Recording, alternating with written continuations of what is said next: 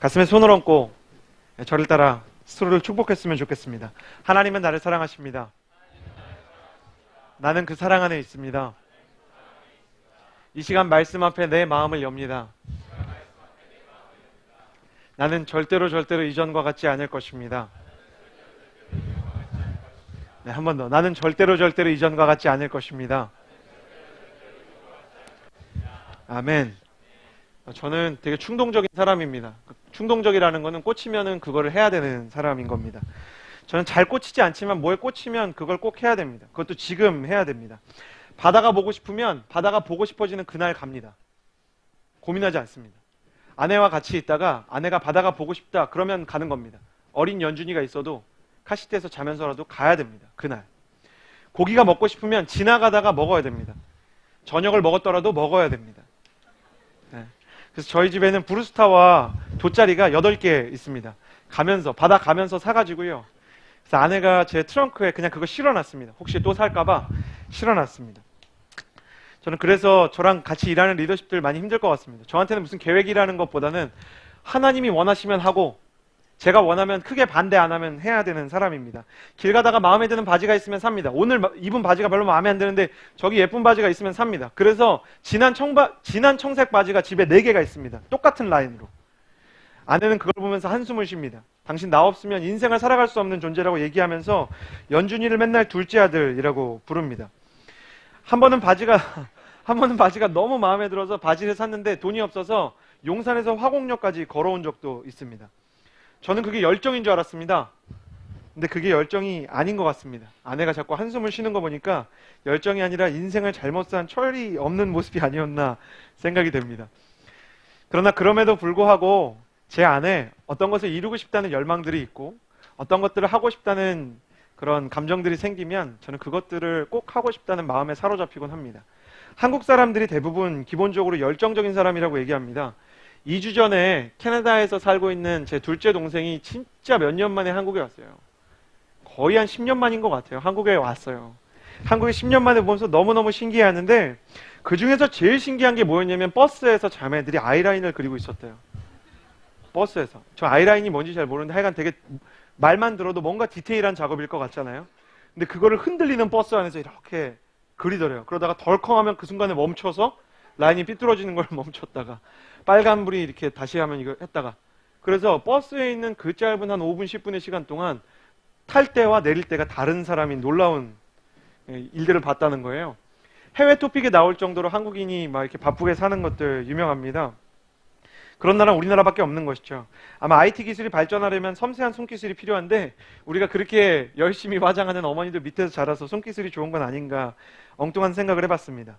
우리나라는 뭘 하든지 열심히 합니다. 교육열도 세계 1위. 건물을 짓고 나서 그 건물이 완공되는 시간도 세계 1위. 그 건물이 다시 무너지는 시간도 세계 1위. 야근 시간도 세계 1위.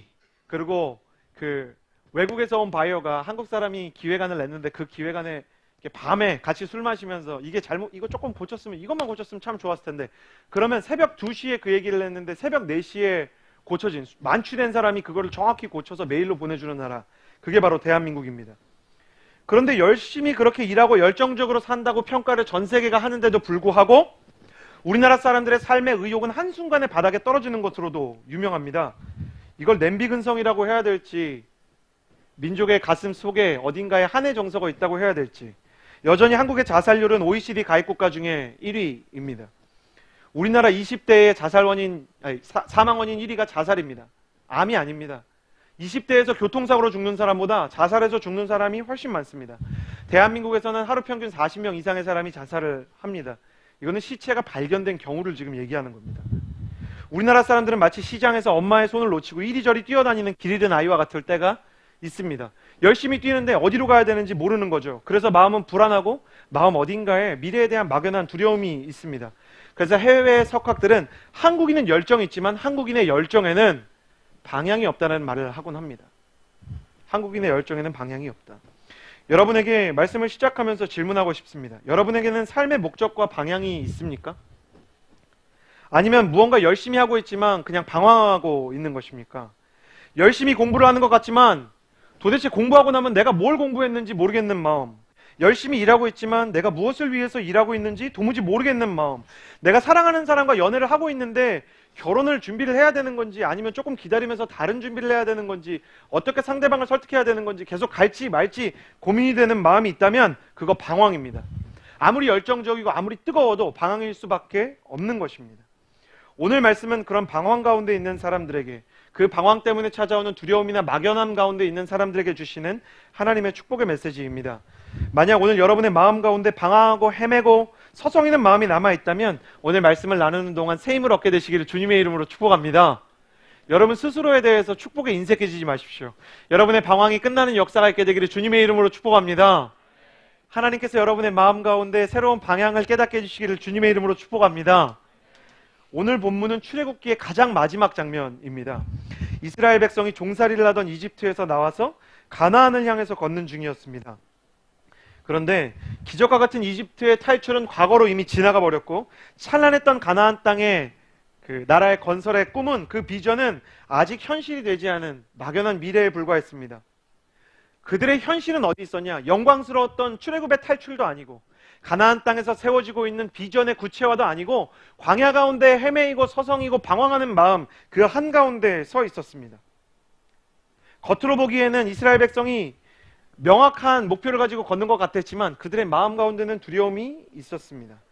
그래서 하나님께서는 시내산 아래에 그들을 앉혀두시고 1년 동안 그곳에서 시간을 보내게 하시고 성막을 만들게 하시고요, 성막이 완성되었을 때 그 성막 위로 구름 기둥과 불 기둥이 뜨게 됩니다. 밤에는 불 기둥이 그들이 어디로 가야 하는지 이정표가 되어 주었고요, 낮에는 구름 기둥이 하나님의 나침반이 되어 그들이 어디를 향해서 걸어야 되는지 알게 해 주었다는 것입니다.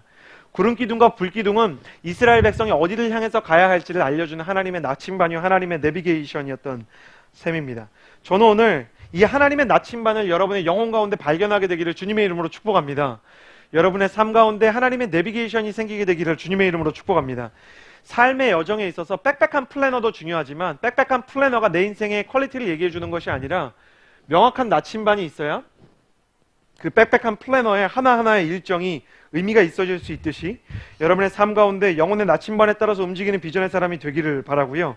그래서 오늘은 하나님께서 주시는 하나님의 나침반의 세 가지 원리를 살펴보고자 합니다. 첫 번째 원리입니다. 34절에서 35절까지의 말씀 같이 읽겠습니다. 시작. 그때 구름이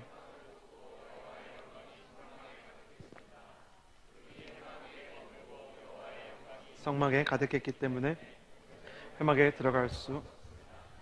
방황하는 현대인을 위한 첫 번째 하나님의 나침반은 예배입니다. 방황하는 현대인들을 위해서 하나님께서 주신 첫 번째 나침반의 원리는 예배입니다. 오늘 말씀 34절을 보면 성경이 있으신 분 표시를 해주시겠어요? 그때라는 표현이 있어요. 이게 언제냐면 앞서 밝혔듯이 성막을 다 완성하고 난 뒤입니다. 과거에 우리가 성막 기도라는 제목으로 성막에 대해서 나누었는데요, 그때는 성막을 설계하는 설계 도면에 대한 얘기였고, 그리고 오늘 말씀은 성막을 다 만들고 나서 어떤 일이 있었는지를 성경이 보여주는 장면입니다. 성막의 건설을 완성하니까 하나님의 구름이 성막 위로 떠올랐고, 낮에는 구름 기둥, 밤에는 불 기둥이 되어서 이스라엘을 인도해 주었습니다. 성막은 전에 나누었듯이 온전한 예배, 온전한 기도를 상징합니다. 온전한 예배와 온전한 기도가 바로 성막입니다. 성막이 완성되었다는 것은 하나님을 향한 온전한 예배가 세워졌다는 것입니다. 성막이 완성되었다는 것은 하나님을 향한 하나님이 기뻐하시는 기도가 드려지기 시작했다는 것입니다. 그런데 성막이 세워지자 하나님의 구름 기둥과 불 기둥이 떴다는 것은 무슨 의미냐면 온전한 예배가 세워지면 하나님의 나침반이 드러난다는 것입니다.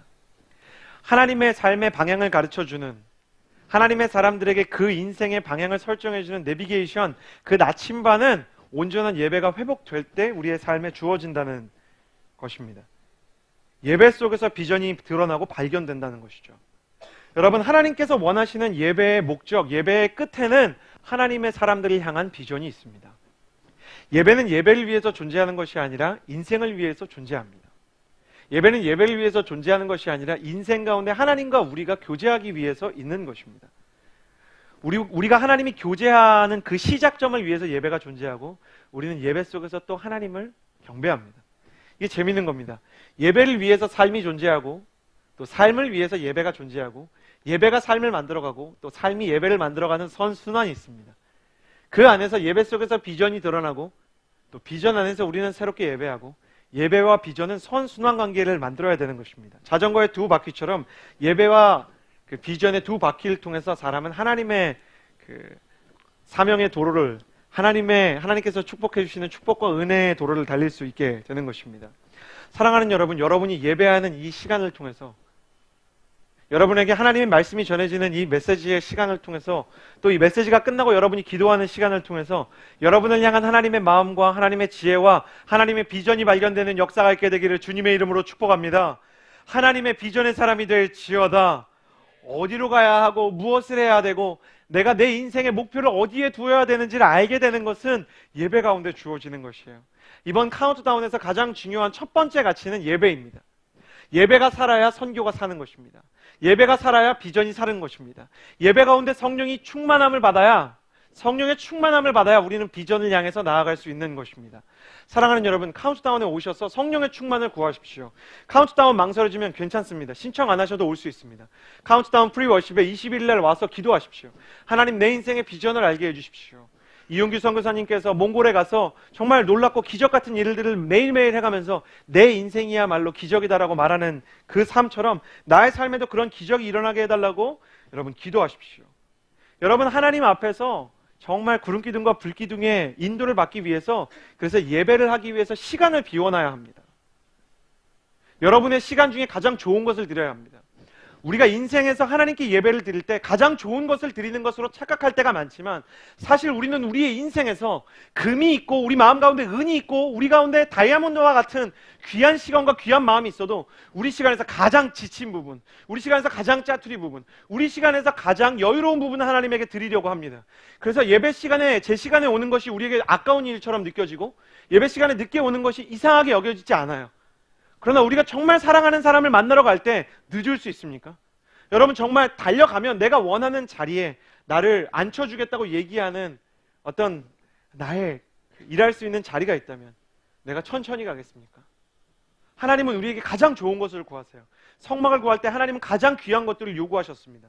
그것은 하나님께서 명품을 좋아하시거나 좋은 재료를 좋아하시기 때문이 아니라 사람에게 가장 준비되어 있는 정금과 같은 시간, 정금과 같은 마음을 드리기를 원하시기 때문입니다. 여러분, 여러분의 인생에 이미 황금과 같은 청년기를 보내고 있습니다. 이 청년기에서 여러분이 하나님께 드리는 시간은 정말 좋은 시간입니까? 여러분은 하나님께 드릴 수 있는 시간과 그 시간을 다른 때에 쓸 수 있다면 주저없이 하나님께 시간을 드리고 있습니까? 아울리치 가기로 결정하십시오. 망설이지 마십시오. 여러분의 인생의 시간을 가장 귀하게 쓸 수 있는 것은 수동적인 것 같지만 하나님 앞에서 머무르는 시간입니다. 그 위대한 기다림이 여러분의 인생을 아름답게 만들 것입니다. 여러분, 하나님 앞에 앉아서 머무르는 것을 훈련하셔야 돼요. 아울리치 가세요. 카운트다운도 신청하세요. 그리고 예배 시간에 늦지 말고 예배를 귀하게 여기세요. 이 시간에 여러분의 마음을 정금과 같이 만들어서 하나님께 드리세요. 그러면 하나님께서 여러분에게 필요한 그 구름 기둥과 불 기둥을 띄워서 보여주실 것입니다. 여러분이 저것이 나의 구름 기둥이구나, 저것이 나의 불 기둥이구나 라고 느낄 수 있을 만한 사인을 주실 것입니다. 사랑하는 여러분, 저는 여러분이 정금과 같은 마음, 정금과 같은 시간을 들여서 하나님께서 마련하신 구름 기둥과 불 기둥을 볼 수 있는 인생이 되기를 주님의 이름으로 축복합니다. 하나님의 나침반을 따라 걸을지어다. 하나님의 나침반 두 번째 원리 36절에서 37절까지의 말씀입니다. 36절에서 37절 같이 읽겠습니다. 시작. 이스라엘 백성들은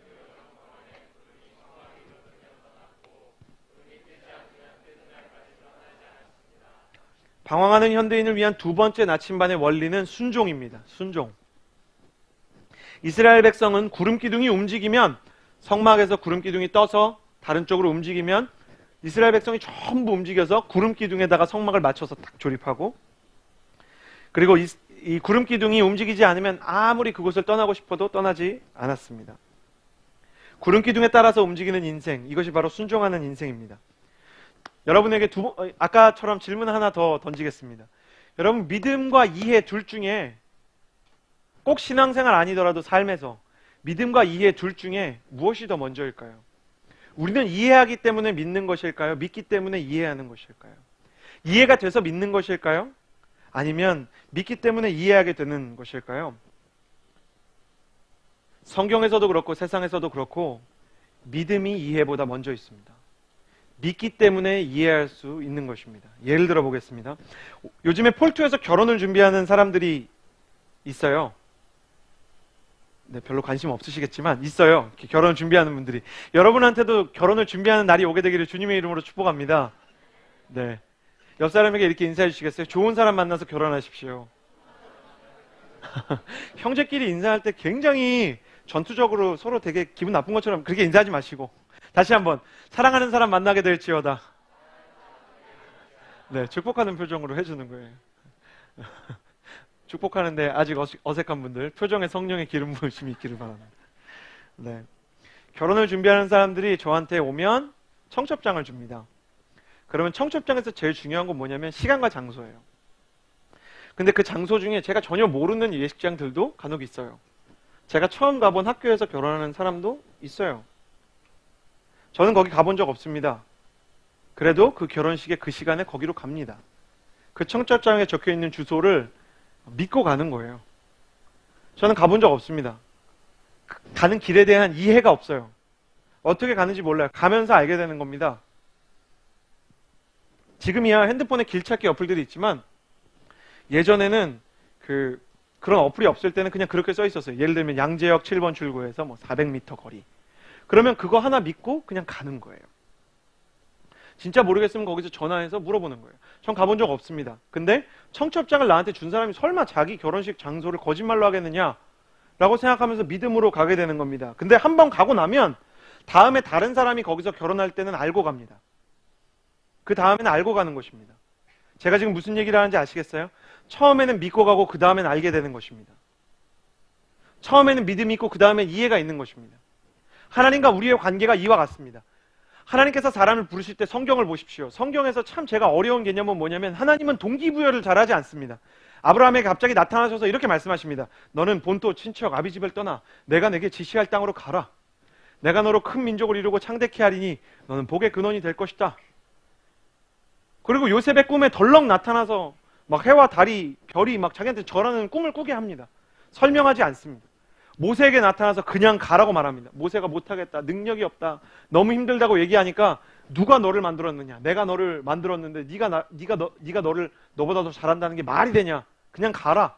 동기부여하지 않습니다. 그런데 놀라운 사실은 뭐냐면 성경의 사람들이 믿고 가면 그 다음엔 하나님을 이해하게 된다는 것입니다. 믿고 가보니까 그래서 하나님께서 이 일을 시켰다는 것을 알게 되는 것입니다. 믿음은 가보지 않는 길을 가는 것이 진짜 믿음입니다. 가보지 않은 길을 가면 그때 믿음이 생기게 됩니다. 우리는 이해가 되지 않으면 갈등합니다. 이해가 되지 않으면 왜 카운트다운에 가야 되지? 왜 혼전 순결을 지켜야 되지? 왜 순장을 섬겨야 되지? 왜 아울리치를 가야 되지? 왜 시간을 들여야 되지? 왜 내가 기도를 해야 되지? 성경의 인물들도 갈등을 했습니다. 그러나 시간이 흐를수록 하나님께서 그들에게 주시는 믿음을 따라갔습니다. 믿음을 따라간다는 말은 믿음밖에 없다는 말이 아닙니다. 여러분, 성경을 보면 우리가 착각해요. 그 사람들은 마치 믿음밖에 없었던 사람처럼 생각하지만 반쯤은 믿음이고 반쯤은 갈등입니다. 근데 성경의 사람들이 믿음으로 승리했다는 것은 무엇이냐 하냐면 믿음이 51%, 갈등이 49%, 51%의 믿음을 따라간 겁니다. 여러분, 우리의 마음에도 갈등도 있고 믿음도 있습니다. 그런 때 믿음을 따라가는 훈련을 해보는 것입니다. 하나님이 노아에게 배도 아니고 한 번도 본 적 없는 방주를, 그것도 산에 만들라고 하셨습니다. 노아가 갈등이 안 됐을까요? 됐습니다. 그래도 합니다. 이게 믿음입니다. 하나님이 아브라함을 부르실 때 살던 곳과 가족을 떠나라고 하셨습니다. 아브라함은 그 전까지 하나님이 누군지 몰랐습니다. 그런데도 불구하고 갑니다. 그게 믿음입니다. 모세는 청년 시절이 아니라 가장 능력이 많던 군사장관이었던 장군이었던 40세의 부르심을 받은 것이 아니라 그 뒤로 40년이 흘러서 80세의 노인이 되었을 때 지도자의 비전을 받았습니다. 믿고 나서 이해하게 된 것입니다. 당신의 삶에 놀라운 일이 일어나기를 바라십니까? 당신의 삶에 하나님의 나침반이 뜨고 여러분의 삶에 기적이 일어나고 여러분의 삶에 하나님께서 일으키시는 일들을 보기를 원하십니까? 그러면 믿음을 가지고 먼저 순종하십시오. 믿음을 가지고 하나님이 부르시는 자리로 먼저 가보세요. 아울리치 가세요. 카운트다운 가세요. 여러분 예배 시간에 하나님께서 부르신 장소에서 기도하세요. 새벽 기도에 하나님의 이름을 부르면서 기도해 보세요. 여러분의 삶 가운데서 하나님께서 말씀하시는 큐티의 말씀을 하도록 여러분 최선을 다해서 시도해 보세요. 예배를 드리다가 하나님의 뜻이라고 마음 가운데 감동이 찾아오면 그 길을 따라가세요. 근데 하나님의 뜻을 잘 모르겠다 그러면 기도하세요. 갈등과 믿음이 팽팽하게 50대 50으로 맞서고, 갈등과 믿음이, 갈등이 더 커서, 의심이 더 커서, 두려움이 더 커서 도전하거나 갈 수 있는 힘이 없을 때 생각을 많이 하거나 사람들과 대화를 하기보다 기도하세요. 밤마다 이 생각 저 생각으로 잠을 이루지 못하고 있다면 무릎 꿇고 딱 5분만 기도해 보는 것입니다.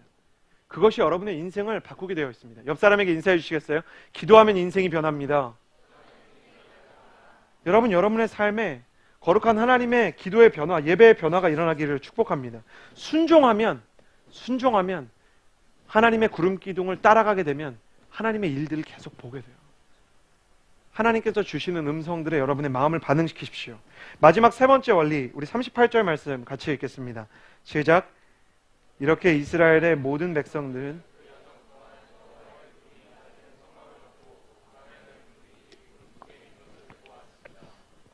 방황하는 현대인을 위한 나침반의 세 번째 원리는 감사입니다. 첫 번째 원리는 예배, 두 번째 원리는 순종, 세 번째 원리는 감사입니다. 감사가 하나님께서 우리 인생의 방황을 끝내는 이정표를 만들어낸다는 것입니다. 이스라엘 백성에게는 이 시점부터 이스라엘 백성이 가나안에 정착해서 그들의 나라를 세울 때까지 계속해서 구름 기둥과 불 기둥이 그들의 앞길을 인도해 주었습니다. 처음에는 이스라엘 백성이 구름 기둥과 불 기둥을 보고 엄청 신기하게 생각했어요. 근데 시간이 지나니까 그게 기적이 아니라 자연현상처럼 느껴집니다. 광야에서 태어난, 광야에서 이제 광야에 출애굽해서 부부가 이렇게 아이를 갖게 되고 아이를 낳게 돼서 광야에서 자라난 아이들은 태어났을 때부터 자기네 동네에는 구름 기둥과 불 기둥이 있는 거예요. 그러니까 그게 특별한 일로 여겨지지 않았을 수 있죠. 마치 우리가 떠오르는 태양을 보고 혹은 파도치는 바다를 보듯이 그걸 당연하게 여기듯이 이스라엘 백성의 하늘에는 늘 구름 기둥과 불 기둥이 있었기 때문에 그들은 그게 신비로워 보이지 않았습니다. 그래서 기적이 일상이 되니까 이스라엘 백성들이 감사를 잃어버렸습니다. 하나님께서 주셨던 은혜가 나의 일상에 당연한 권리로 여겨지니까 그때부터 이스라엘 백성이 하나님을 향한 감사를 잃어버리기 시작합니다. 출애굽기 다음에 사건이 진행되는 민수기를 보면 이스라엘 백성들은 구름 기둥과 불 기둥을 보고 있으면서도 하나님을 원망하고 하나님께 불평하고 모세를 죽이려고 합니다. 그럼에도 불구하고 하나님께서는 그때도 구름 기둥과 불 기둥을 거두시지 않으셨습니다. 그러고 보면 하나님의 나침반은 하나님이 숨기기 때문에 안 보이는 것이 아니라 하나님께서 이미 보여주신 것을 우리가 발견하지 못하기 때문에 보지 못하는 것입니다. 네이클로버의 꽃말을 아십니까? 네이클로버의 꽃말은 알려진 대로 행운입니다. 그러면 혹시 세이클로버의 꽃말을 아십니까? 아는 사람이 있는 것 같아요. 세이클로버의 꽃말은 행복이에요. 제가 10년째 아내와 연애를 하는데요. 연애 초반에 고전적인 선물을 주고 싶은 거예요. 그래서 네이클로버를 떼다가 그걸 이렇게 코팅해가지고 왜 이렇게 연애하면 다 이렇게 유치해지곤 한다고 생각해요, 저는. 근데 그런 걸 이렇게 만들어서 주려고 그랬어요. 근데 아무리 그 클로버 밭을 뒤져도 네이클로버가 안 나오는 거예요. 제가 마음 가운데 사단의 유혹이 시작됐어요. 세이클로버에다가 잎 하나를 이렇게 네, 왠지 아내한테 그러면 이게 진심이 아닐까봐 계속 이렇게 찾았는데 못 찾아서 못 줬어요. 나중에 알게 됐어요. 네이클로버의 그 꽃말은 행운이고 세이클로버의 꽃말은 행복이라는 거. 그날 엉망이 된 그 클로버 밭을 보면서 저는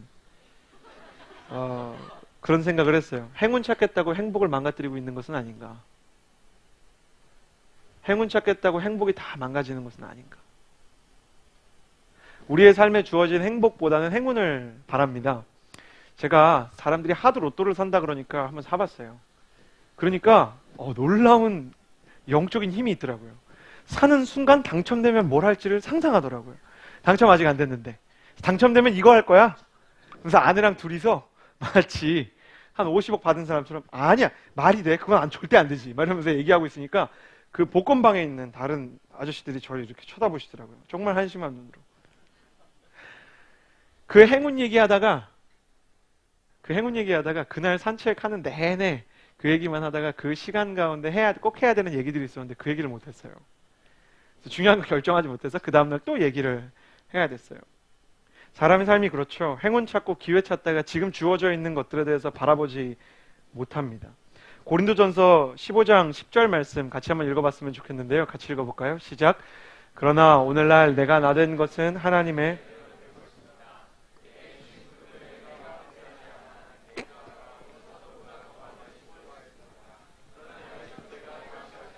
오직 나와 함께 하신 하나님의 은혜로. 사람들은 이 말씀을 볼 때 하나님의 은혜가 가장 중요한 단어라고 생각합니다. 하나님의 은혜가 있었기 때문에 사도 바울의 삶이 변화되었고, 하나님의 은혜가 있었기 때문에 사도 바울이 이런 고백을 할 수 있었고, 하나님의 은혜가 바울을 통해서 하나님의 놀라운 일들을 행했다. 그런데 사실은 하나님께서 위에서 내려주는 은혜만큼 중요한 것은 사도 바울이 자기의 인생에 대해서 그만큼 만족하고 감사했다는 것입니다. 사실 어떤 의미에서 사도 바울만큼 은혜를 받는 사람들이 다 사도 바울처럼 감사의 고백을 하는 게 아닙니다. 진짜 은혜의 사람의 특징은 자기 삶의 만족과 감사가 있습니다. 사도 바울의 인생이 정말 은혜만으로 채워졌다고 말할 수 있는 그런 쉬운 인생인가? 그는 40대를 맞으면 죽는 매를 5번 맞았고, 40대에서 하나 빼서 39대를 5번 맞았고, 배가 침몰했고 돌로 맞았고, 사람들에게 핍박을 받고 자기가 세운 교회에서 이단이라는 소리를 들어야 됐고, 사람들에게 미치광이라는 소리를 듣고 몸에는 질병을 가지고 있었습니다. 그래도 바울은 뭐라고 얘기하냐면, 내게 주신 그분의 은혜가 헛되지 않아서 나의 나된 것은 감격스럽게 하나님의 은혜라고 얘기하는 것입니다. 만약에 바울이 자기 인생에 대한 만족이 없었다면 그는 이렇게 말했을 것입니다. 내가 지금은 마음이 너무 힘들고 보이는 것도 없지만 하나님께서 내게 주신 약속이 이루어질 때가 있을 것이라고 믿습니다. 이렇게 썼을 거예요. 언젠가는 하나님의 뜻이 이루어질 거라고 믿습니다. 이렇게 쓰지 않았겠습니까? 근데 바울은 그렇게 하지 않습니다. 이미 자기의 삶에서 하나님의 뜻이 이루어진 사람처럼 이야기합니다. 내가 나된 것은 하나님의 은혜입니다. 여러분 기억하십시오. 하나님의 은혜는 하늘에서 내려오지만 땅에서도 발견되어야 하는 것입니다. 하나님의 은혜가 하늘에서부터 우리에게 공급되는 것이지만 땅에서 우리가 그 은혜를 발견해야 그 은혜가 내 것이 되는 것입니다. 여러분은 하나님의 은혜를 발견하고 있습니까? 하나님은 감사하는 자와 함께 거하는 하나님이라는 표현이 성경에는 정말 많이 나옵니다. 감사함으로 하나님의 문에 들어간다고 얘기했고, 그가 나를 사랑한 즉 내가 그를 건지고, 그가 나를 높인 즉 내가 그를 높이고, 그가 내 이름을 부른 즉 내가 그 기도를 들어주리라는 성경의 구절들이 시편에 너무 많이 써 있습니다. 하나님은 감사하는 사람의 길을 인도하십니다.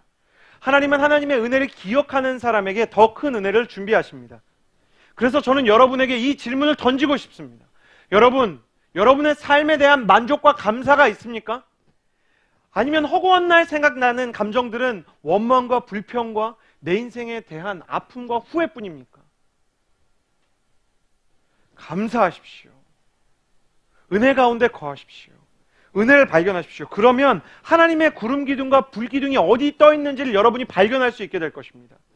놀라운 것은 광야에서 처음 이 구름 기둥과 불 기둥이 난생 처음 보았던 모세와 함께 출애굽했던 출애굽 1세대는 구름 기둥과 불 기둥을 그렇게 신기하게 봤으면서도 불순종하고 광야에서 죽었던 반면, 모세의 후손들, 모세 세대의 후손들, 여호수아 세대는 태어날 때부터 구름 기둥과 불 기둥이 있었음에도 불구하고 그것을 자연현상으로 여기지 않고 하나님의 기적으로 여기며 하나님의 은혜로 여기며 그 길에 순종하는 가장 위대한 세대가 되었습니다.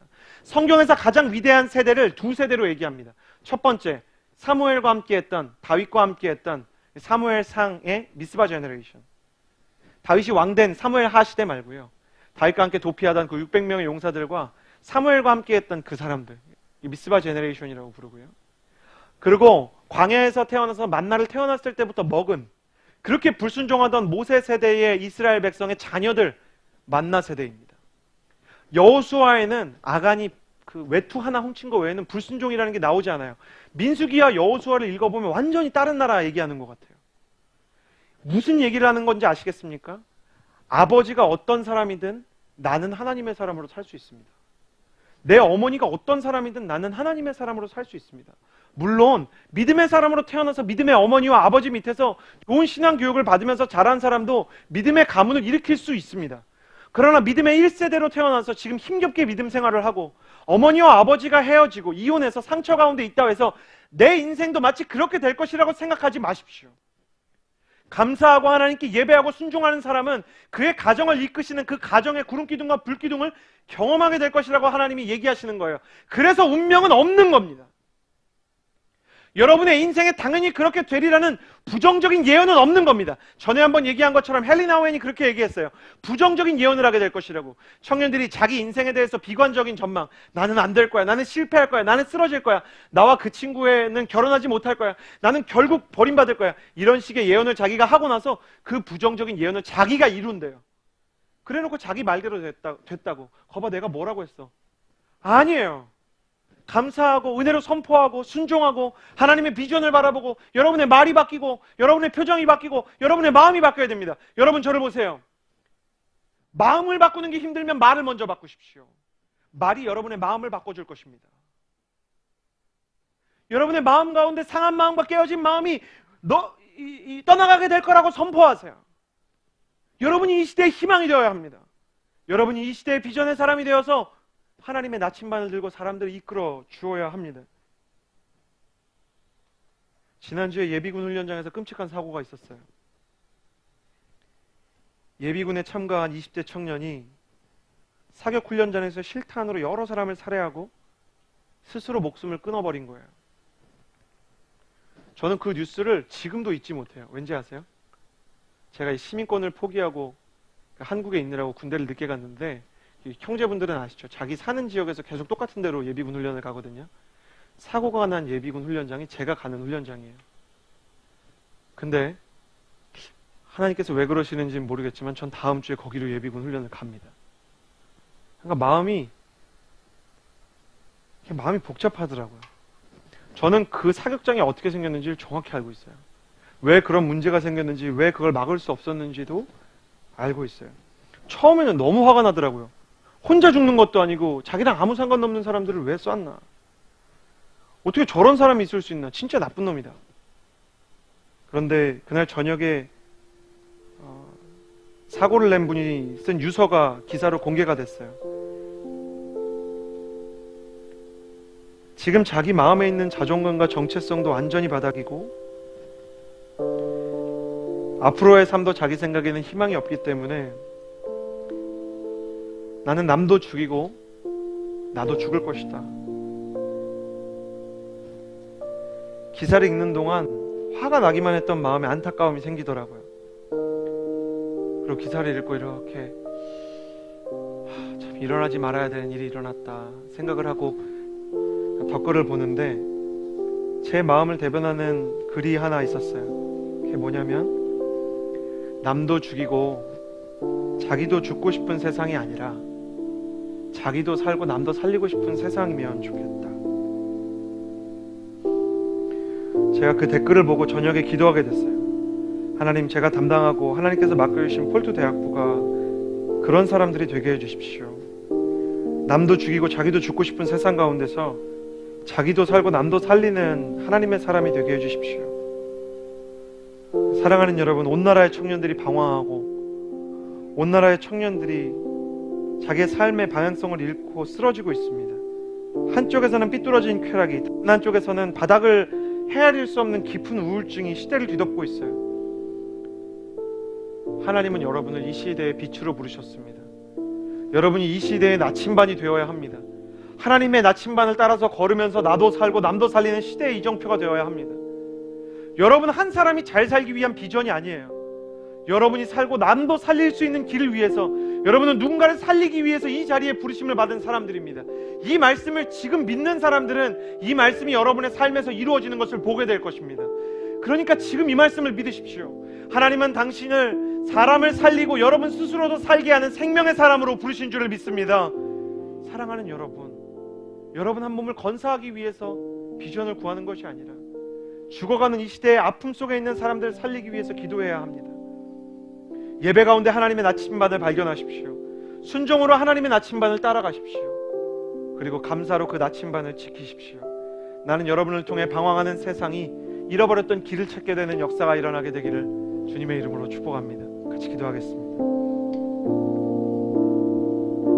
이 시간에 기도하며 나아가기를 원합니다. 가슴에 손을 얹고 기도할 때 하나님, 나의 인생의 길을 주께서 알려주시옵소서. 때로는 어디로 가야 할지 모르고, 때로는 내가 무엇을 구해야 될지조차 모르는 나의 연약해진 가슴 가운데 하나님의 나침반과 하나님의 이정표가 서게 하여 주시옵소서. 마음이 상하고 깨지고 내일이 두렵고 실패를 경험해서 마치 내 인생이 끝난 것처럼 준비하던 것들이 꺾이고 내가 계획했던 것들이 틀어졌을 때 낙심하고 있는 자들에게 하나님은 한쪽 문을 닫으시면 반드시 다른 쪽 문을 연다는 것을 깨닫게 하여 주시옵소서. 사랑하는 여러분, 눈을 감은 채로 가슴에 손을 얹은 채로 저를 따라해 주시겠어요? 하나님은 한쪽 문을 닫으시면, 더 크게, 하나님은 한쪽 문을 닫으시면 반드시 다른 쪽 문을 여신다. 하나님은 결코 모든 문을 다 닫지 않으신다. 기도하며 나아갈 때 하나님, 나를 향해 열린 문을 보게 하여 주시옵소서. 나를 이끌어 주시옵소서. 하나님의 인도하심을 구하며 나침반을 구하며 기도하며 나아갈 때 주여 한번을 치고 기도합니다. 신실하신 하나님 아버지, 대한민국의 수많은 청년들이 자기 인생에서 열정적으로 살아가는 것 같지만 방향을 잃고 방황하고 있습니다. 열정으로 포장된 방황 가운데서 수많은 사람이 우울증을 겪고 낙심하고 좌절하고 또 꿈을 상실해가고 있습니다. 꿈 대신 생존을 생각하고 비전 대신 경쟁에서의 소소한 승리를 구하는 이 시대의 어그러진 자화상들 가운데 하나님의 사람들이 일어나 꿈을 꾸게 하여 주시고, 하나님의 사람들로 인하여 살게 하여 주시고, 하나님의 사람들로 말미암아 하나님의 구름기둥과 불기둥의 나침반을 따라 걷게 하는 민족의 지도자가 일어나게 하여 주시옵소서. 예술계의 지도자가 일어나게 하여 주시옵소서. 교육가의 하나님의 사람이 일어나게 하여 주시옵소서. 경제계와 정치계와 금융과 교육과 IT계에 하나님께서 쓰시는 하나님의 사람들이 일어나게 하여 주시옵소서. 하나님께서 나에게 맡겨주신 영역들을 포기하지 않고 하나님의 일을 꿈꾸며 하나님 앞으로 나아가는 거룩한 치유자요 거룩한 비전의 사람들이 되게 하여 주시옵소서. 진정한 예배자가 되어 하나님 앞에 예배하며 하나님의 구름기둥을 발견하게 하여 주시고, 순종으로 그 길을 따르게 하시고 감사로 그 길을 지키게 하여 주시옵소서.